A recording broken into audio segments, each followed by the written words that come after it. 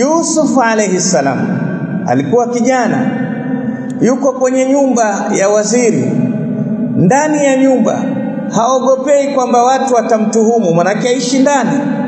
Mama yule akamtaka pale pale ndani ya nyumba, lakini Yusuf hakusema mimi kijana wacha ni, hapana. Yusuf alimwambia maadha Allah, innahu rabbi ahsana mathwa. Maryam asema a'udhu billahi, huyu asema maadha Allah. Wote wanajilinda kwa nani?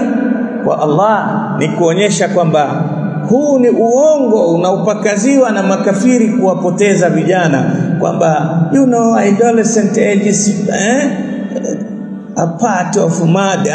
Hakuna kichaa, bali kila ukiwa kijana una akili nzuri zaidi kuliko mtu mwingine.